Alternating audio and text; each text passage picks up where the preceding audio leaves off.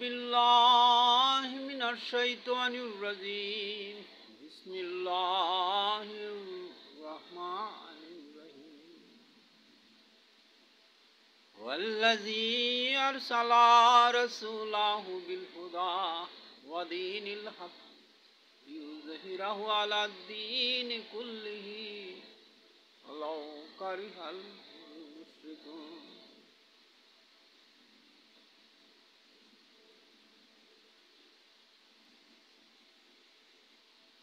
সম্মানিত বন্ধুগণ, আমি আপনাদের সম্মুখে কম্পিউটারের পর্দাতে যে লেখাটি ধারণ করে রেখেছি তা হচ্ছে মুহাম্মদ সাল্লাল্লাহু আলাইহি ওয়াসাল্লাম কর্তৃক ঘোষিত মহাপ্রলয় ও দাজ্জালিয়াতের চূড়ান্ত বিকাশ চলমান। একই ঘোষণার দ্বিতীয় অংশ আল্লাহ কর্তৃক ন্যায় বিচারের মাধ্যমে চলমান জীবনেই জান্নাত লাভ হবে। সেই জান্নাত কি, কেমন করে লাভ হবে, এ বিষয়ে জ্ঞানের জন্য আপনাদেরকে এই ভিডিওগুলি শুনতে হবে, যা আমি এখানে লিখে রেখেছি, যা উপস্থাপন করেছি, যা আমি আমার চ্যানেলে আপলোড করে যাচ্ছি। আর এই বিষয়টি চলমান ধর্ম, দর্শন এবং বিজ্ঞান সব জায়গাতেই এই বিষয়টির আলোচনা আমি যেভাবে উপস্থাপন করতেছি, যে লক্ষ্যে এবং যেই জ্ঞানের তত্ত্ব উপস্থাপন করতেছি তা আপনি অন্য কোথাও পাবেন না, অন্য কোথাও নাই, বা এই চিন্তায় দর্শনটাই নেই। আর নাই কেন আর বড় কারণ হলো আল্লাহ তাআলার পক্ষ থেকে সব কিছুর জন্য সুনির্দিষ্ট সময় এবং তার যে মহাপরিকল্পনা তিনি যা সৃষ্টির পূর্বেই করে নিয়েছেন, সেই মহাপরিকল্পনা মোতাবেক সুনির্দিষ্ট সময়ের ব্যাপার আছে। সুনির্দিষ্ট সময় ছাড়া, সময়ের উপযোগী সময় ব্যতীত কোনো জিনিসই আল্লাহ তাআলা প্রকাশ করেন না, সৃষ্টি করেন না, বা তার প্রোগ্রামের বাইরে তিনি কিছু করেন না। এটা হলো বাস্তব। আর আমি এই পর্যন্ত যে 29টি, এখনকারটা হবে 30 নম্বর, 29টি বক্তব্য দিয়েছি আমার ভিডিও বক্তব্যগুলি। তার থেকে আপনারা একটা জিনিস পরিষ্কার হয়ে গেছেন ততক্ষণে, যে আমি চর্চিত যে ধ্যান ধারণা, যে মৃত্যুর পরে সমস্ত মানুষকে আবার জীবিত করে হাসরের মাঠে একত্রিত করা হবে, তারপর হিসাব নিকাশ এবং ন্যায় বিচারের মাধ্যমে জান্নাত দিবে, তার থেকে এই ধ্যান ধারণা থেকে ব্যতিক্রম একটি ধ্যান ধারণা, ব্যতিক্রম একটি বাস্তবতা উপস্থাপন করেছি। আর আমি তা করেছি বা করে চলছি, সেটা আমি আমার ইচ্ছা বা আমার স্বাধীন চিন্তা চেতনার ফসল নয়। এগুলি হচ্ছে একমাত্র আল্লাহ তাআলার পক্ষ থেকে সুনির্দিষ্ট জ্ঞান তত্ত্বের ভিত্তিতে আল্লাহ তাআলা আমাকে যা শিখিয়েছেন, যা বলেন, লিখিয়েছেন, যা আমাকে করাচ্ছেন, যা আমাকে বলতে হচ্ছে, বলাচ্ছেন। চর্চিত ধ্যান ধারণার যে বিষয়গুলি আমরা যেভাবে ধারণা করি, শুনে আসছি, তা হচ্ছে যে পৃথিবীতে একটি কিয়ামত হয়ে যাবে, তারপর সকল মানুষকে হাসরের মাঠে তোলা হবে এবং সেখানে ন্যায় বিচার হবে। বিষয়টার ওই সাবজেক্টে আমি যাব না, সেই আলোচনাতে আমি যাচ্ছি। আমি বলতে চাচ্ছি, বা আমাকে আল্লাহ তাআলা যে জ্ঞান দিচ্ছে, সেটা হলো এই পৃথিবীর জীবন থেকে শুরু করবেন আল্লাহ তাআলা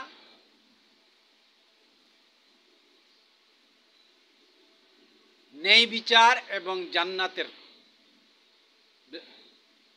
পরিপূর্ণ, অর্থাৎ জান্নাত বলতে যে ঘোষণা আছে কোরআন শরীফে যে জান্নাতে আল্লাহ তাআলা মানুষকে রাখবেন, সেখানে খাদ্যে ভরপুর থাকবে, যা কোরআন শরীফে বর্ণিত আছে। সেখানে তাদের জন্য হুর থাকবে, অর্থাৎ নারী, পুরুষের জন্য নারী বন্ধু থাকবে, সাথী থাকবে, অর্থাৎ স্ত্রী থাকবে, এবং সেই জীবন হবে খুবই দীর্ঘ থেকে দীর্ঘ, এবং সেই জীবন হবে উপভোগীয়।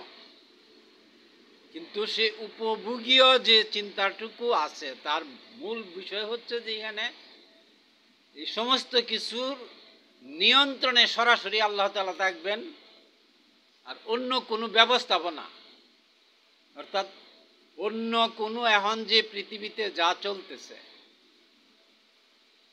বহু দল, বহু মত, বহু ধর্ম, বহু দর্শন, এই সমস্ত কিছুর অস্তিত্ব সেখানে থাকবে।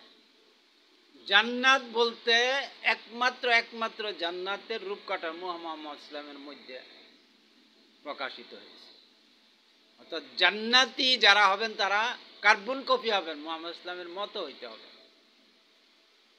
অর্থাৎ উসওয়াতুল হাসানা, অর্থাৎ মানুষের পূর্ণতম উত্তম মডেল আল্লাহ তাআলা সৃষ্টি করেছেন পৃথিবীতে।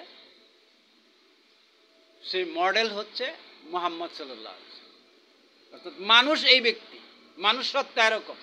মানুষ হতে হলে তোমাকে মুহাম্মদ, আর এই মানুষকে সৃষ্টিও করবেন তিনি, যিনি এই মহাপ্রোগ্রামার, যিনি এই মহাবিশ্ব সৃষ্টি করছেন।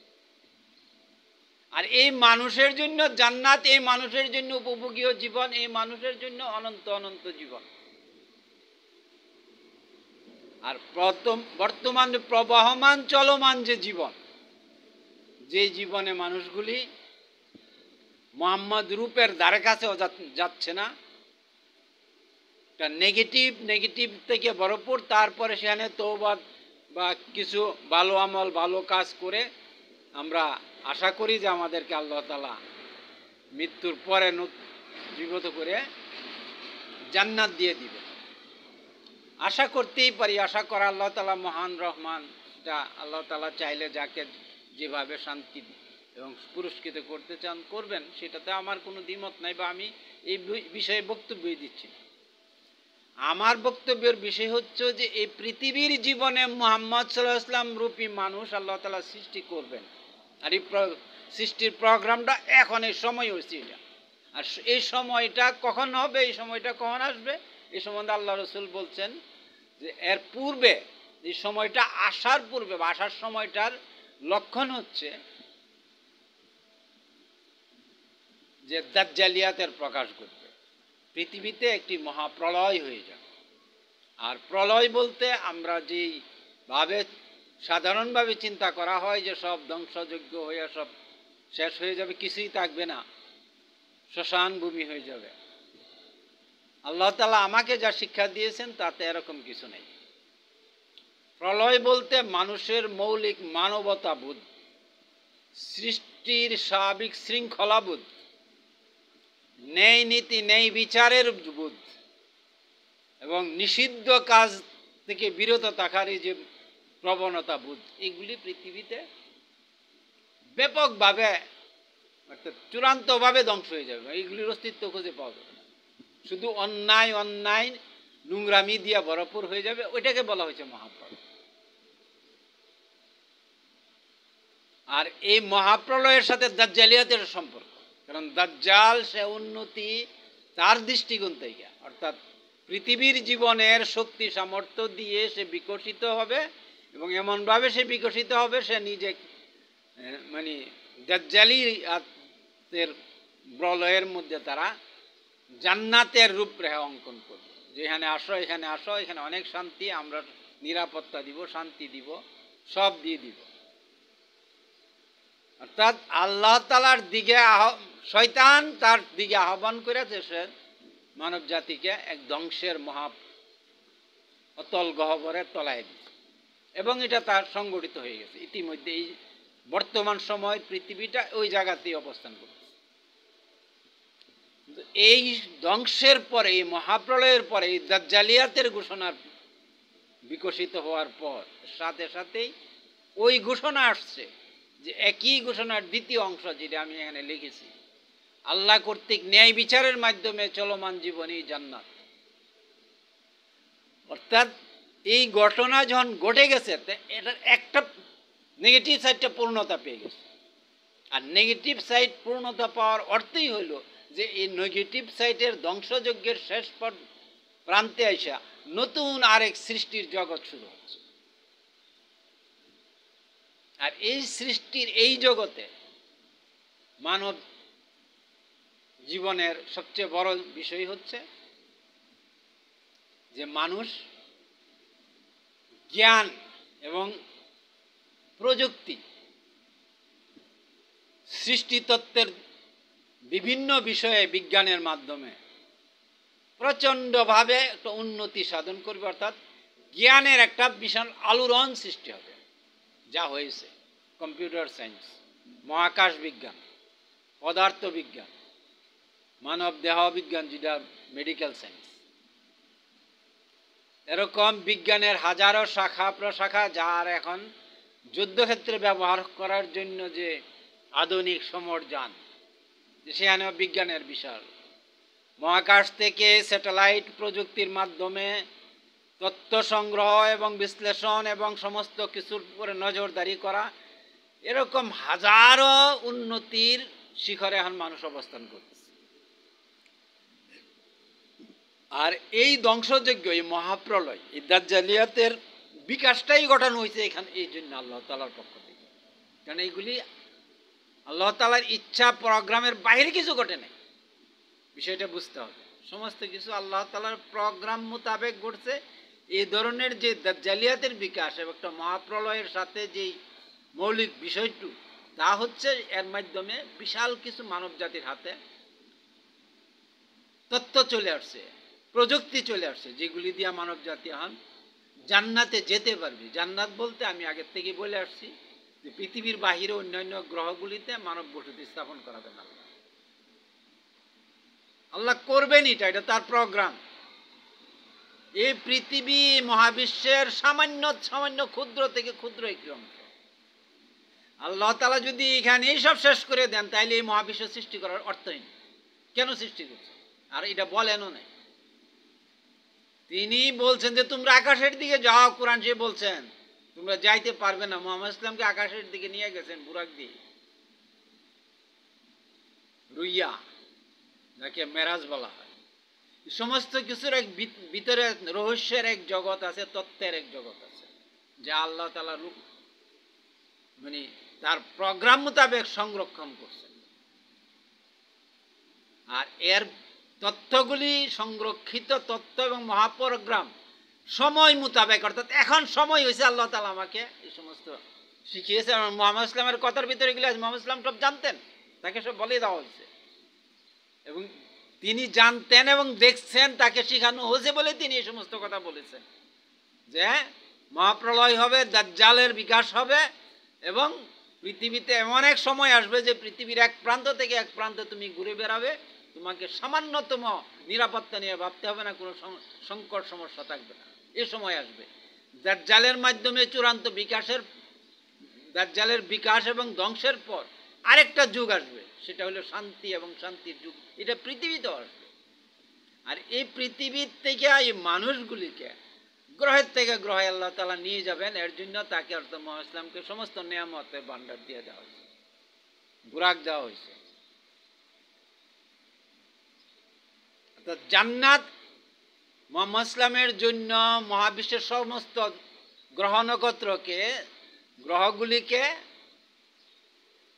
নামাজের স্থান করা হয়েছে। নামাজ কি, নামাজ কি আপনারা যদি তা জানতে চান, তাহলে আমার এই বই পরিবর্তন করতে হবে। নামাজ কি, কেন, কিভাবে মানব জীবনের সাথে তার কি সম্পর্ক, কিভাবে নামাজ হয়, তা এখানে লেখা আছে। আপনারা শুনেন নাই, কল্পনাও করেন নাই, যা এখানে লেখা আছে। আর এর বহুমুখী অর্থাৎ জিন তত্ত্বভিত্তিক ব্যাখ্যা দেওয়া আছে অধিকার গ্রন্থ। আর এই জ্ঞান সিম সার্ভার যে বইটি আল্লাহ তাআলা আমাকে লিখিয়েছেন 2017 সনে, যা 21 বইমেলায় প্রকাশিত। এর ভিতরে সৃষ্টি তত্ত্বের এক বিশাল ভান্ডার আল্লাহ তাআলা সংরক্ষণ করছে, যা মানুষ কল্পনাও করতে পারে না। এখানে যা আছে চর্চিত কোনো ধ্যান ধারণার সাথে আর কোনো সম্পর্ক নেই।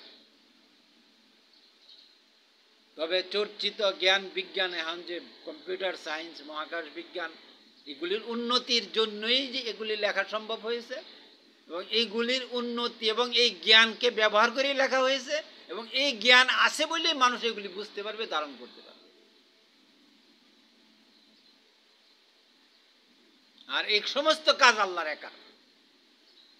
আমি এর সাথে আমি শুধু শুধু শুধু একটা বস্তুর যা লেখা বা পাত্র হিসেবে ধারণ করার জন্য আমাকে ব্যবহার করা হচ্ছে।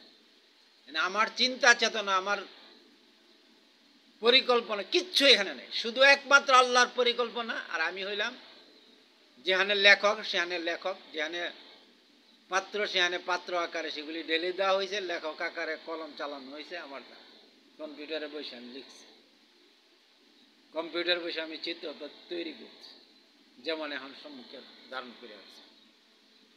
এগুলি সমস্ত কিছু আল্লাহর কাজ, কিন্তু আল্লাহ যাকে দিয়া যেখানে যাকে যেভাবে যে কাজ করবেন সে কাজ করবেন, তিনি করেন, তিনি একাই করেন সব, তার কোনো দ্বিতীয় নাই, এবং অন্য কারো কিছু করার কোনো সামর্থ্য নাই তার এই মহাবিশ্বের সৃষ্টি।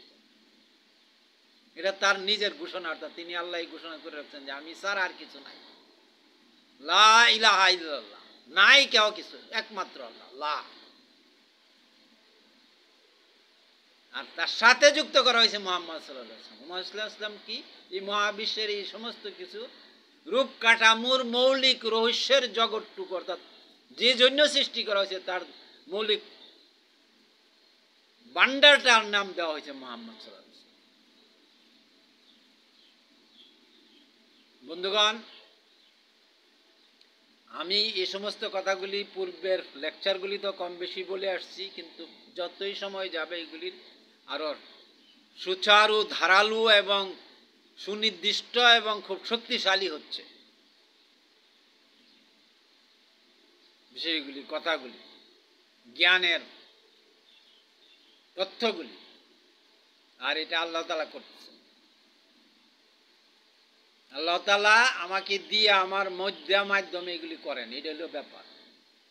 অন্য কোনো কিছু ব্যাখ্যা করার কিছু নেই, আর আমাকে আড়াল করারও কিছু নাই, কারণ এটা আল্লাহর কাজ, আল্লাহ করবেন। আমি কি আড়াল করব, বা আমি নিজেকে প্রকাশ করতে চাচ্ছি কিনা, বা আমার নিজের এখানে কিছু মানে আবেগ আকাঙ্ক্ষা আছে কিনা, সেটা আমার জীবন এবং পরবর্তী জীবন দিয়েই প্রমাণিত হবে। এখন যে যেভাবে চিন্তা করে করুক, যে যেভাবে ব্যাখ্যা করতে চায় করতে থাকুক,